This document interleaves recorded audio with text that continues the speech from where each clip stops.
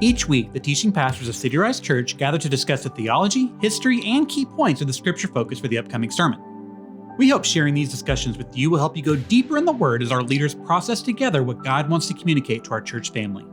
Check out cityrise.org/live to enjoy the upcoming sermon live stream or to watch any of our most recent messages. If you find this resource helpful to you, please like and share this sermon conversation.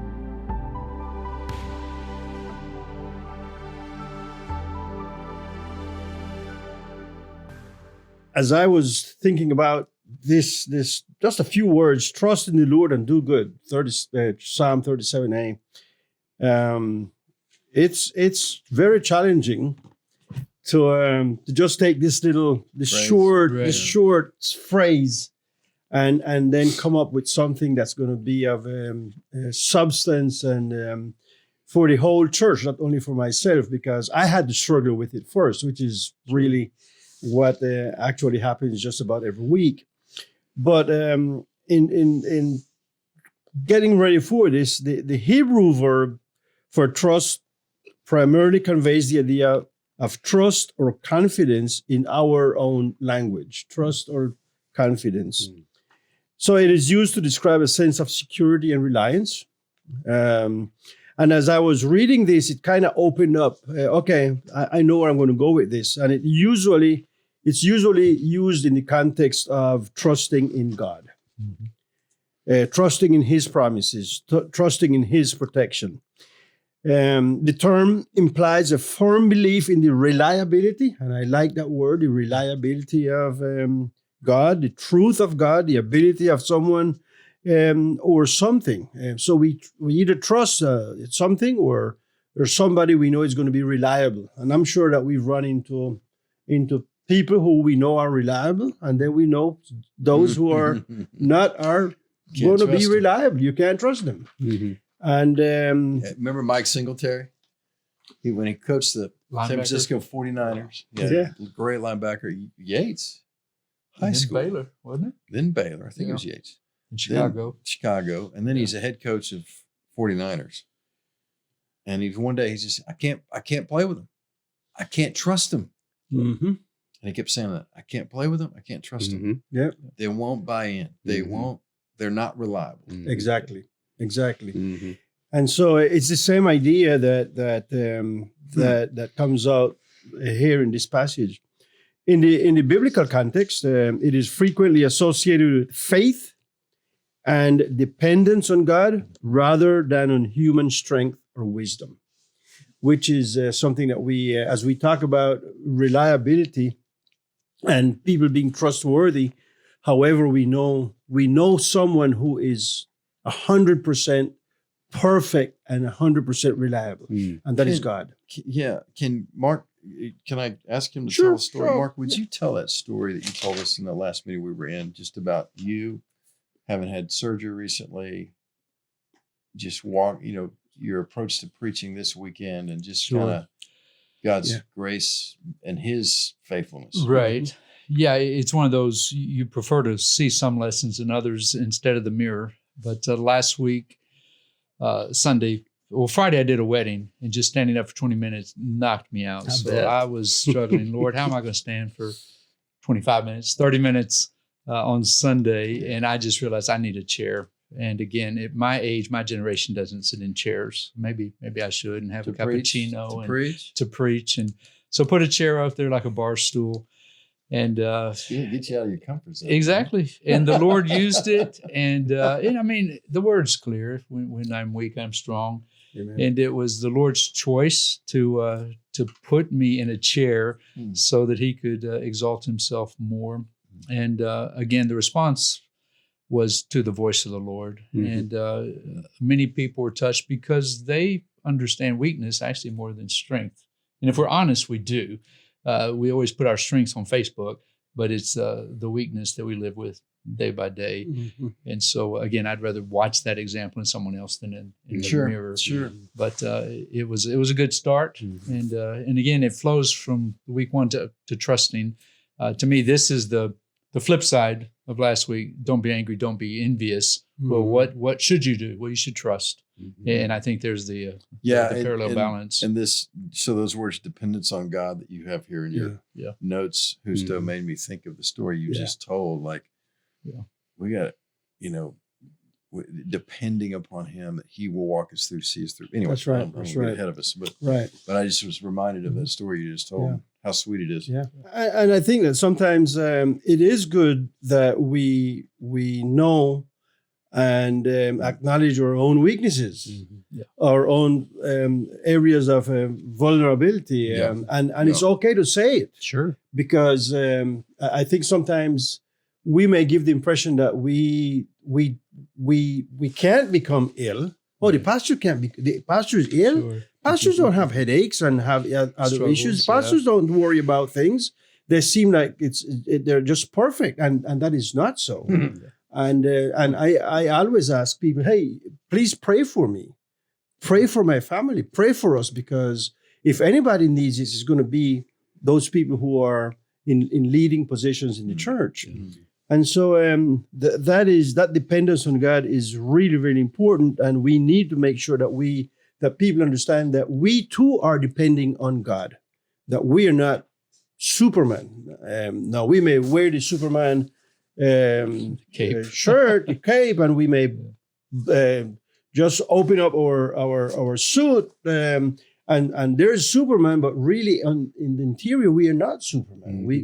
We're humans, just as humans as everybody else who's sitting in the pew and everybody else who's listening to us. Then verses 1 and 2 serve as a backdrop to verse 3, where it tells us, fret not, but trust. That's good. Many things can cause us to fret. And Pastor Mark told us last week about what it meant to fret is to get heated. Yep. And we are not to allow this to happen. Because if we're depending on God, then we're not supposed to let it happen. Instead, and David is who is writing chapter 37 of Psalm, and he tells us that he was young. No, he's old. I know he's old. He got experience. He's got the experience. He's walked out of these things, and I can just imagine, because I'm a grandfather. I've got three grandchildren. And I'm looking at my own children, trying to guide their own children, and I'm looking at it now from a grandfather's point of view, and I so want my children to make sure that they teach their children, my grandchildren, how to walk with the Lord and how to depend on the Lord, and I think David is just looking out and thinking about the nation of Israel, and he's the king. And many people may say, well, David, you are the king. You can't have any issues. You've got people to serve you. You've got people who are always around you. You've got people to come and play music for you all day. They can come and fan you and be the air conditioners for you. They can do whatever you want them to do. And he's saying, look, fret not. Fret not, but trust God. So David advises us to trust in the faithfulness and the reliability of Jehovah, of Yahweh. Another note that I picked up here is, in ancient Israel, trust was a fundamental aspect of the covenant relationship between God and his people. The Israelites were called to trust in Yahweh as their protector and their provider. And this is so important because these two distinguished Israel from the surrounding nations. These two things, trusting in God and knowing that he's the protector and he's the provider, because it distinguished them from the other nations that were pagan nations that did not trust in the Lord. What they trusted in was their own armies, their own horses and chariots and the big military force. And David is saying, look, we've got somebody that's even bigger that we need to trust in. Let me jump in and Go ahead and add something, Justo. I've been walking through Matthew 13, just in my own time. Chris, you and I touched a little bit about it last week. And I saw something yesterday, and it helped me. As people trust in their horses or their chariots, They're trusting in their power, their wealth, their riches. And in the parable of the sower, Jesus is talking about these soils. You sow a seed. We sow seed. You sow the seed into your children. You sow the seed into the congregation.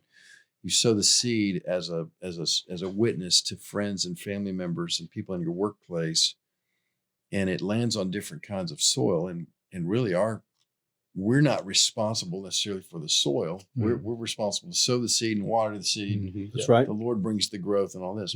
There's this third soil that it lands, it takes root, and then springs up, and then it dies because the sun comes and scorches it, because there was not a depth of soil.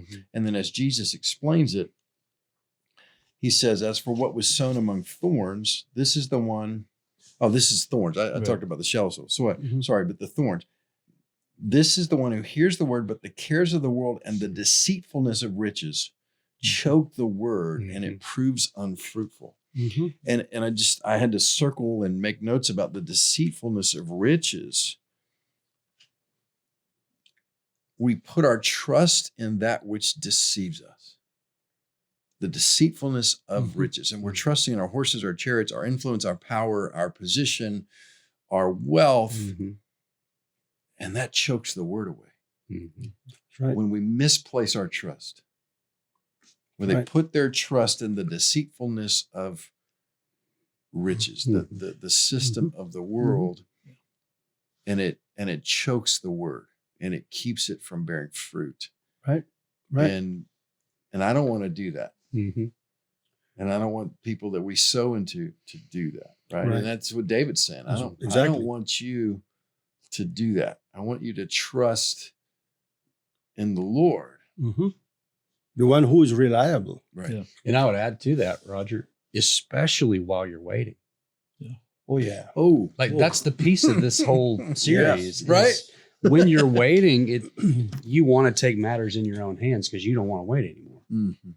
Right. And so trusting in the Lord's timing, trusting in his inner work, trusting in his external work that you can't control.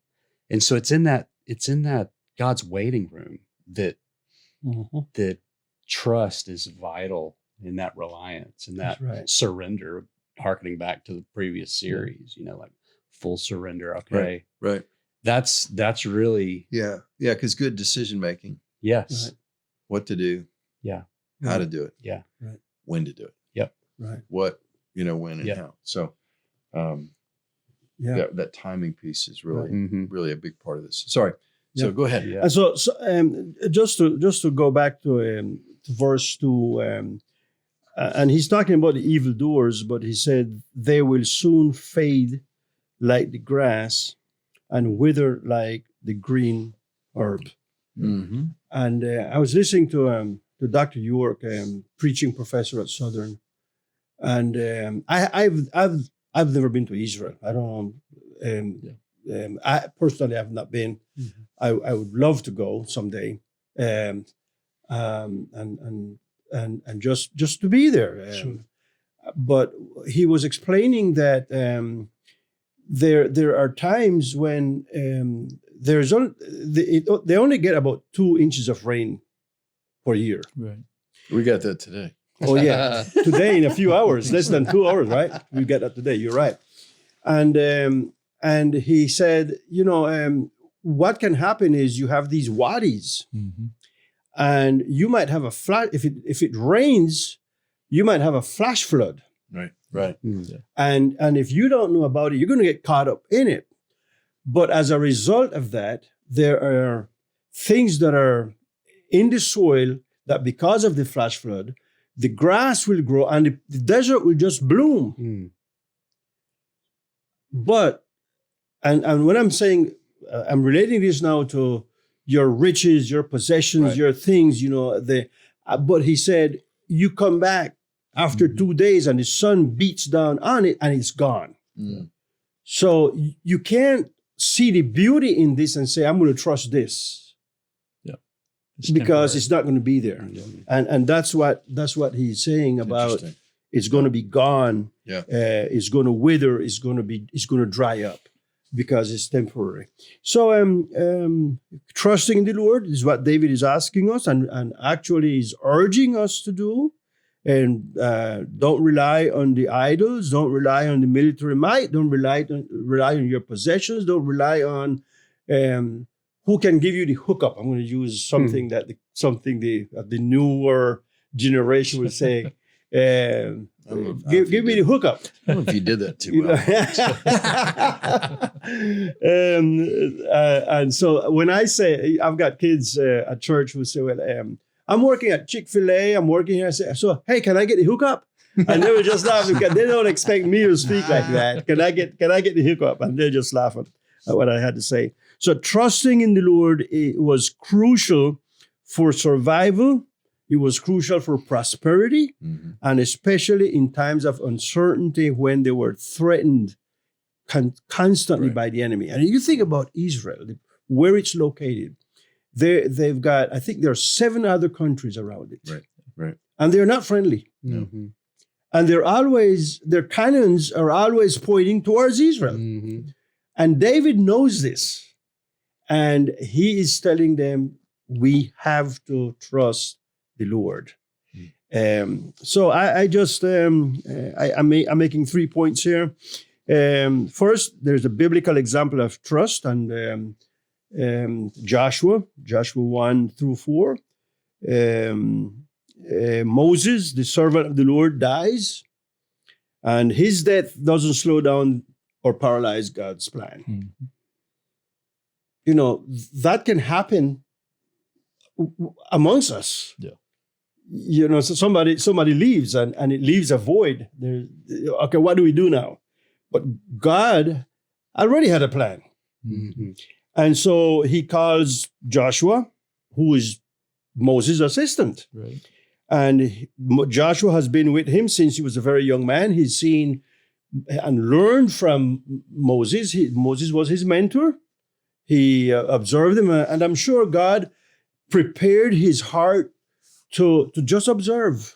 Look at what Moses is doing. Mm-hmm. Look at the issues that he is at. Moses had issues as he was leading the people out of Israel. Mm-hmm. And God calls him, and he says to him, arise, go over this Jordan, you and all these people, into the land that I'm giving to them.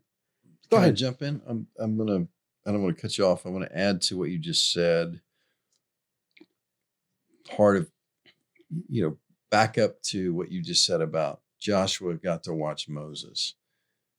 The thing that we've got to trust, and I had to learn this the hard way. When I worked for Dr. Landrum, I didn't always serve him well. I was insubordinate. I was arrogant, and the Spirit had to really challenge me. Mm-hmm. The Hebrew word for Moses' young aide, Joshua, Moses' young aide, is Sharaf. He is a special attendant to a VIP. That's right. It's the very same word given to use, talk about Elisha, son of Shaphat, to Elijah. Mm-hmm. Yeah. And the journey of being his young aide and serving him in the ways he did is what God used to prepare him to take the mantle of leadership. Mm-hmm. Elisha's like, Elijah's going, he's about to leave. And he's like, and Elisha's like, I want a double portion of your spirit. He's like, well, that's not for me to decide. Right. But the Lord was faithful to him in that request. And then you jump into 2 Kings chapter 3, and it says that 3 armies are about to go out to war. And one of the kings says, there's three kingdoms aligning together to go, I think, against Israel. And one of the kings says, is there not a prophet of the land to inquire of the Lord, find if we're going to win or not? And a second chair leader, the commander of the king's army, so he's subordinate to the king, says, you can ask Elisha, son of Shaphat, for he used to pour water on the hands of Elijah. You can ask the man who served the prophet as now the prophet, because of the way he served the prophet, right? And I think we lose sight of this in the kingdom, that God puts us under authority and allows us to learn. And he shows us some things, shows us ways to do it, ways not to do it. I'm sure I've modeled in many ways not to do it. Mhm. But it's the journey God gives to prepare us so my encouragement to those who would be watching, maybe my encouragement to us, as you're waiting on the Lord and as you're trusting, one of the ways you can do good, trust and do good, is serve that leader in front of you, even if you struggle with that leader, their personality, their tactics, the way they go about doing things. This is what Joseph did with Potiphar. That's right. It's what he did with the prison guards. What he ultimately did with Pharaoh. None of those guys were godly leaders. Yeah, Daniel too. Daniel, that's what he did. Thing. Right? I'm going to serve the leader in front of me. Yeah.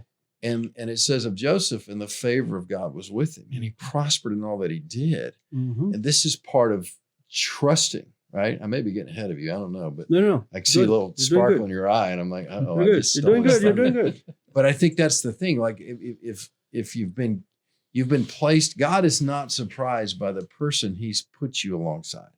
He's placed over you or 2 or 3 positions above you, whatever the structure is. Trusting him is submitting to that and saying, I'll do good and I'll bless the leaders in front of me the best I know how. Because God, you're doing something in me.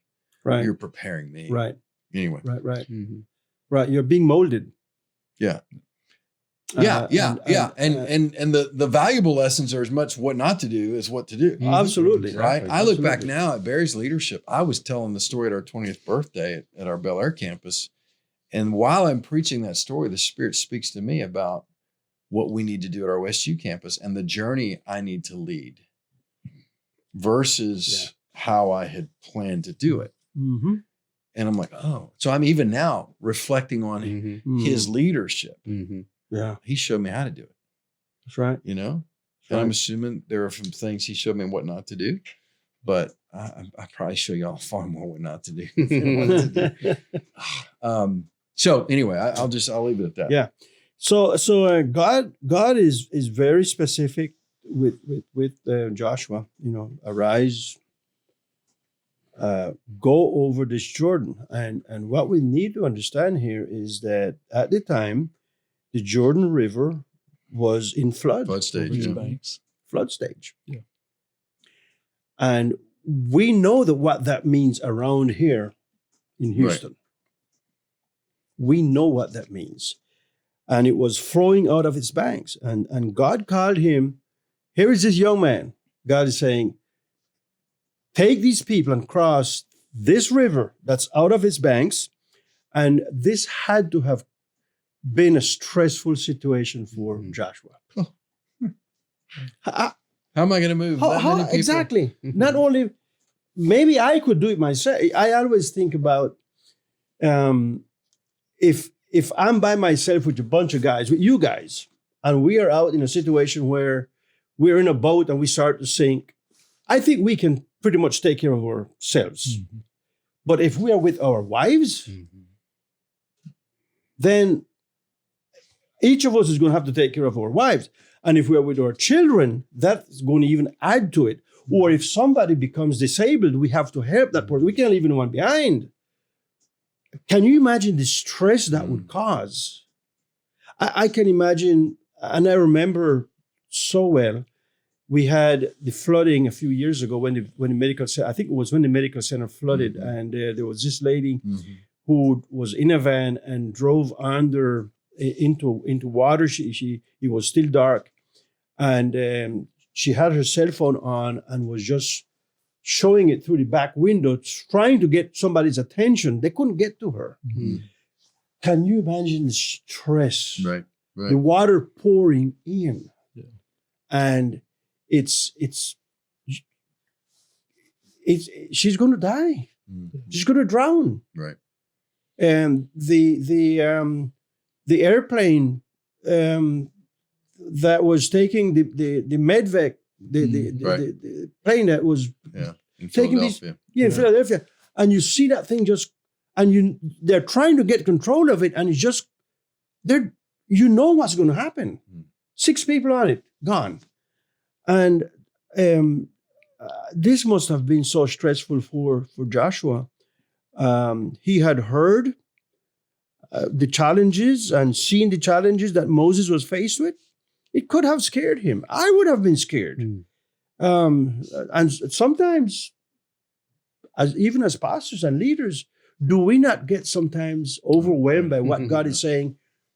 This is what I want you to do. This is the direction I want you to go in. And it's bigger, so much bigger than what we're thinking. You know, I heard you already talking about what you told us. Yeah. So much bigger. Right. And one thing I love about the story with Jordan is 2 of those people had seen the Red Sea open. Yes. Joshua and Caleb. Mm-hmm. And there's something about, God was faithful 40 years ago. Yes. And but I think a lot of people look at the Red Sea and the Jordan, they say, well, that's a repeat. And I'm always like, no, not at all. No. When the Red Sea opened, they were rushing to get across there. The enemy was at their back. Freedom was at their front. Right. The Jordan's just the opposite. Exactly. Freedom's at their back. The enemy's at the front. Right. And also the Red Sea opens and they go through. The Jordan, God says, walk into the river. And it's still there. Right. And I think a lot of times we as believers say, Lord, open the river and I'll go through. And the Lord's like, no, step in the river and I'll open it. Exactly. It's calling to a deeper level. Exactly. Yeah. And so it's easy to walk across dry land. Yeah. It's a little bit more difficult to walk into a flood stage Exactly. river. And so I do love the picture there. Actually, I'm going to jump to chapter 6 with the Battle of Jericho. And especially I think it's 6:10 always jumps out at me, because when Josh was telling them this crazy strategy, walk around the city, no one's ever done that before or since. But in verse 10, he says, and don't say a word. And so the whole thing to me is about being silent. Because I think had they been speaking, I think they could have been speaking negatively. Why are we doing this? Exactly. People are deriding them from the wall, and they're probably, they'd want to yell back and say, well, our commander's telling us to do this. We don't know why, but but they had to be silent. And I think that's a lesson that we're getting into, rest in the Lord, still standing, that sometimes it is in the silence that we finally hear. And so again, I appreciate you taking Joshua. I'm just going to go a few weeks ahead. There's so many examples. That's the thing about these few words that we're preaching on. Yeah. There's so many examples, right? Yeah. I mean, I think about the negative example of Saul when he rushes was ahead, told to wait. Right. And so I may reference that. It cost him a lot. Exactly. And so I'm thinking about, we need to show people, we need to trust God when he says go. We need to trust God when he says slow. I'm making up my outline right now. And we need to trust him when he says no. Yeah. Like, because people in the seats and watching online, some people are like, God's telling me to do this and I'm struggling to trust him in it. Or God has me in the waiting room and I don't like that. Yeah. Or God has told me no, not to do it. And I really do want to do this anyway. Yeah. And so, like, there are so many biblical examples of this. Trust includes all that. Yeah. I know that I struggle with all three of those things. Right. Absolutely. Because ultimately at the core, we want to control things. Sure. Mm-hmm. That's right. Yeah. We want it when we want it, how we want it. Yeah. And that's ask God to bless that. That's right. Yeah. That's right. Our culture certainly feeds that and conditions us for that. From video on demand to, food showing up your door, up at your door because you get on an app and next thing you know, it's here, right? We're conditioned, and I love my remote control. I love video on demand. And I love DoorDash when I'll be willing to pay the premium for that kind of thing. But in a walk with God, you're right. It's there at its root is our desire to control things. And he's trying to get us into wait, no, you're in control. So I don't need to fret. I don't need to get angry. I don't need to get anxious. I don't need to be jealous. You are leading me, and I can trust you. Oh, gosh. And so I will do good. That's right. If I'm waiting, if I'm stepping forward, if you're telling me no, I will do good as a reflection of my trust in you. Yeah, Amen. totally. Yeah. And isn't that sweet? That is sweet. After you realize that God Sort of. I get too much of me in me. You got, but you know what? That I'm like, that not brings really. you- It's a win to recognize that and to go, Right, wait a right. minute, I've stopped long, and this is where the be still piece comes in for me. peace. I've stopped long enough in my chaotic, busy life to go, I need to lean into that need to control. Yeah. And when I do that, I go, you know what? Man, I've stilled my heart before the Lord, trying to control things. Why am I trying? And you just start asking those questions. Why am I trying? Well, because I think that I control my safety, my comfort, my own life story. No, I can't do It's that. that self-awareness. Yeah. And I need the Lord to do that. And if we teach people, if we teach ourselves Yeah. to be Right. still. Right. Yeah. Right. No, it is all sweet. that. I'm kind of joking with you, but you're Amen. right. I mean, it's but you have to, as you said, you got to look in the mirror. You got to come to grips with yourself when you're Yes. talking about this kind of stuff. Mhm. So That's right. go ahead. So Lead us. how was Joshua? I'm sure he's probably asking how am I supposed to lead this crowd across a river that's overflowing its banks? Yeah. And God did not give him details of the how. Yeah. That's right. You just said let the priest and the ark go first, which again I think start with worship, Yeah, not with military. Mhm. yeah, And so to me, it was more of a worship service than a Navy SEALs practice. right. And I think sometimes we think our battles are by might, and Right. that's the beauty of the crossing. The priest had to go in first, which Mhm. again is kind of a bummer if you're a priest. Yeah, But once they representing the people, I think stepped in. yeah, But the leaders do go first. Exactly. Spiritual Good leaders. step out first. Absolutely. They model the way. That's right. And they took the ark of God into that place. Mhm. So Yeah. go ahead. So God implied that Joshua had to trust him, Mhm. and we too must trust the Lord. We do not know the future, but He does. He knows how the story will end. I don't. Hmm. We don't. Mhm. We may have goals, but we really don't know how it's going to turn out.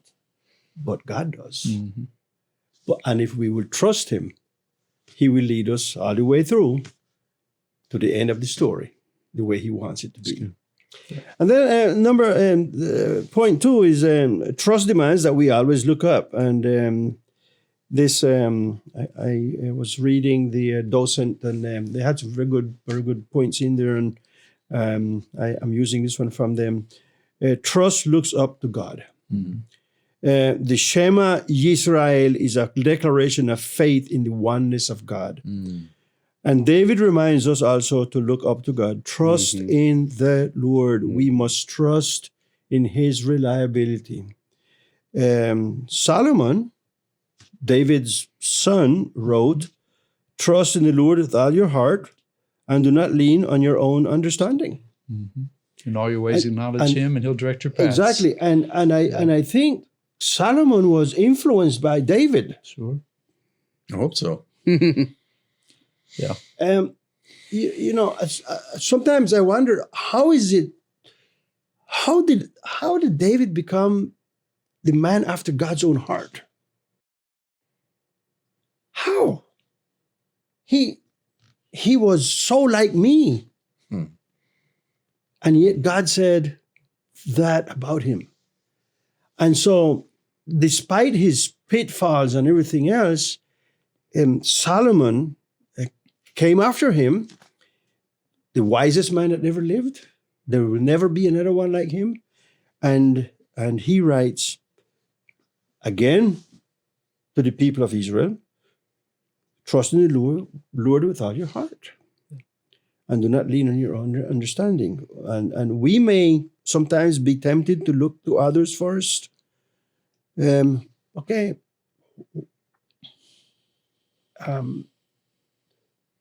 I was diagnosed with a terminal disease. Who do I look to first? Mhm. We told you this morning about the things that are happening in some people's lives. Mhm. And they're coming and telling me this, and I'm having to, I'm thinking, where do we get counseling from? Who can I find that can counsel this person in his vernacular, his mother language? But then at the same time, I say, look, let's go to God first. Let me pray. Can I pray with you? Let me pray with you right now. And so that is something that we need to always think about, that we need to go to God first and notice the order of the words. Trust first, and then do good. Yeah. Trust first. I think the order is so important. Yeah. Because so many times we try to find the answers in other places, in other things, in other people. And we need to go to the Lord first. I saw some feedback on the Super Bowl ad he gets us online, and there was a call to do good, to look like Jesus. And whoever was, taking a shot at that was like, but it starts with a cross. It's not a humanism. Yeah. Our trust is not in humanism that we're doing good. And so okay, that's a criticism. But how many people have come to the cross, but they're not doing good? Right. And so, in some ways I'm like, yeah, okay. Like we want to trust the Lord with our life, and we want to do good with our life. Right. And because as I love him with all my heart, soul, mind, and strength, I'm to love my neighbor as myself. Right. The whole law is summed up That's in right. these: That's right. love my neighbor as I right. love myself. And That's so we can't separate those things. We can't, and I don't, so it's not a commentary on the ad. It's a commentary on the commentary. It was like, it's a good reminder for believers to make sure they're found doing good. Because when Jesus comes back, I don't want to be the guy who left my talent buried. I mean, what did he say? You wicked servant. Oh my Lord, have mercy. So if we don't do good, we've missed the call, And anyway, I'll stop. Yeah. I'll save it for Sunday. Yeah. Come Sunday. Yeah, you got 30 seconds to preach a sermon. Yeah. And you can't fit everything in there. Yeah. But anyway. Yeah. And so, I don't want to, again, not trying to raise an issue. I just was. No, I saw that too. Someone else raised the issue. I'm like, but the call is to do good. The call is to look like Jesus. Right. And it's not, I got saved. No, I'm right about everything. Mm-mm. No, I got saved, and it humbles me to go and serve others. I think that's an important point in this context here, because when you're waiting, it's hard to do good. Yeah. Because you can get frustrated. Oh, Right. yeah. And it's easy to do nothing, and it's easy to do the opposite of good, because you're just acting in anger or something And else. you harden your heart, and you're Right. like, well, God, you forgot about me. And Exactly. all this stuff. But when the world is watching, when you're in the waiting room Yeah. and you are doing good, that's curious. Mm. There might be some, I know that, man, you're walking through this thing right here, and yet you are still, wow, you're blessing people. That's powerful. My mind goes to John Wethington at New Day Church, who just lost his wife, Halsey. Yeah. She was 33. He's 35. She saw had that. for 3 years a glioblastoma, the terminal brain cancer. Mm. Yeah. And to watch him do good while he waited on the Lord is unbelievable. It's incredible. It blows my mind. And I'm just like, man, and he was just doing a master class in it, Yeah. serving her, Yeah. serving his family, serving his church, serving others. He kind of authentically lives online. He shows people his life, and just kind of who God's made him to be. And but you talk about humbling. And then he spoke at her funeral. Mm. He went to preach it. I'm like, wow. Mm.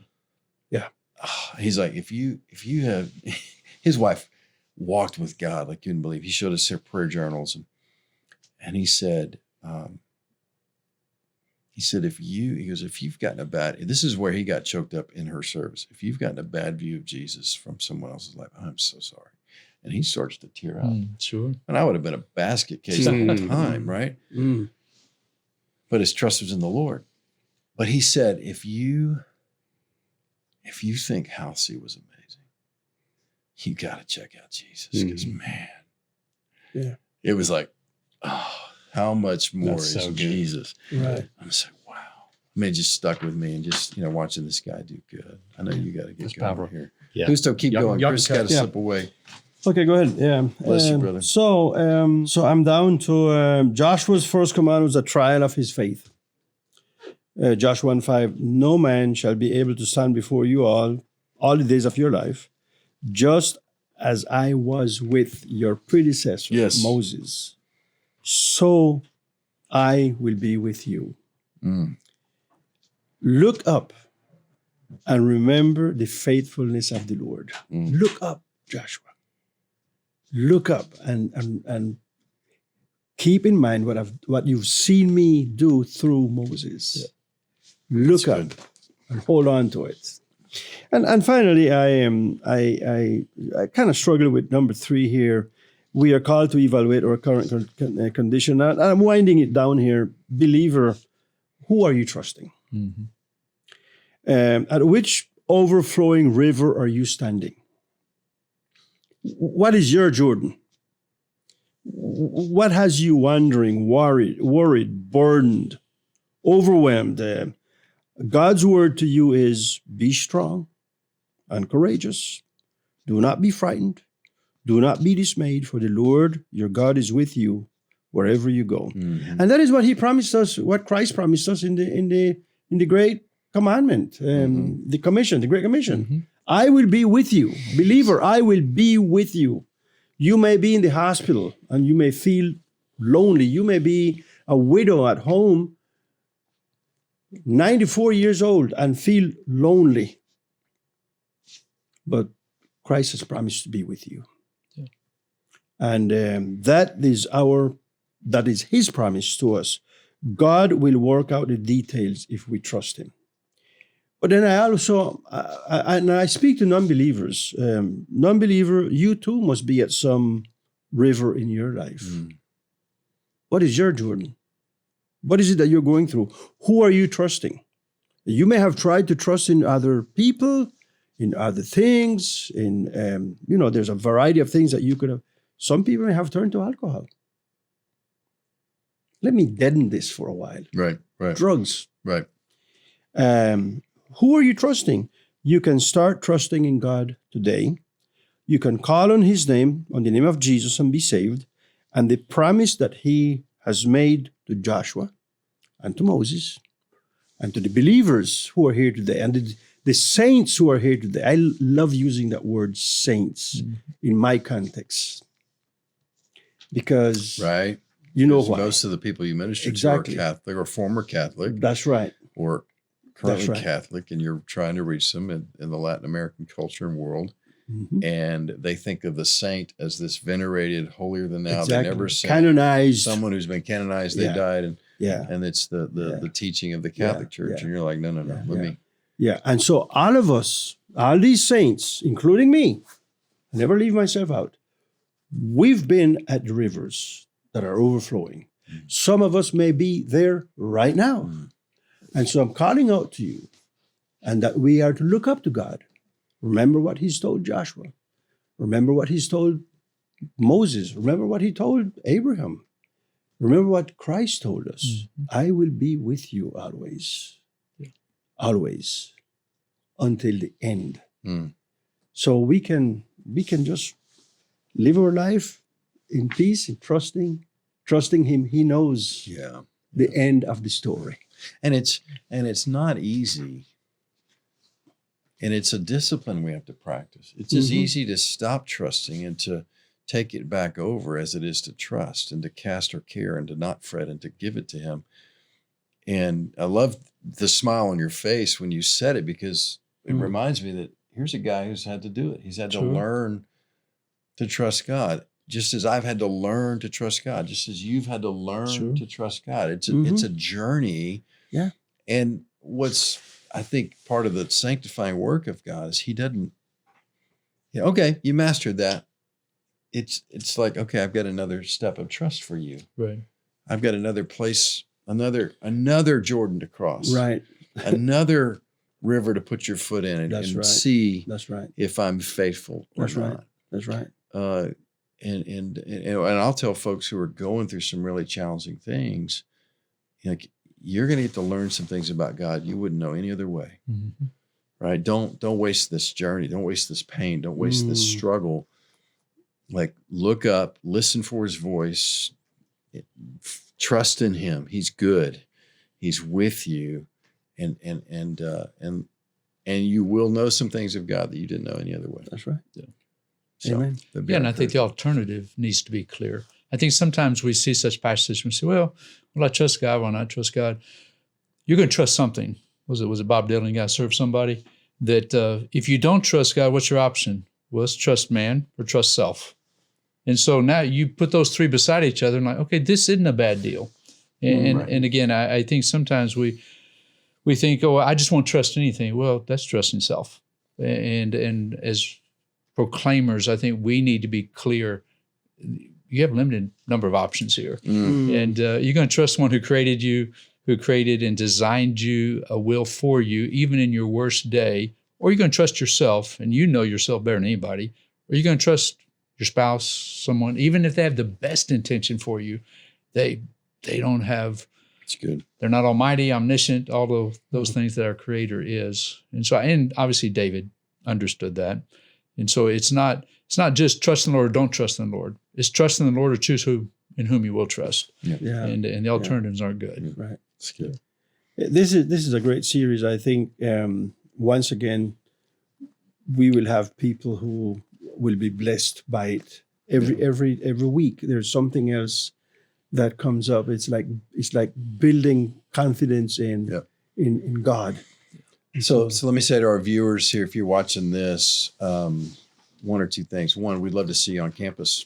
Come if you're in Houston and you're in the surrounding area. Open every Sunday in Missouri City, here in West University at Bel Air. Check out cityrise.org and invite you to make a visit and plan a visit. Number two, if you're watching us online and you're not here, join us online on YouTube, on Glue, on our app. You can download the CityRise app or cityrise.org on our website, because we're trying to get it out in as many places where people can view it. And so we'd love for you to do that and then fill out a connection card. Let us know that you were there. So God bless you. We'll see you soon.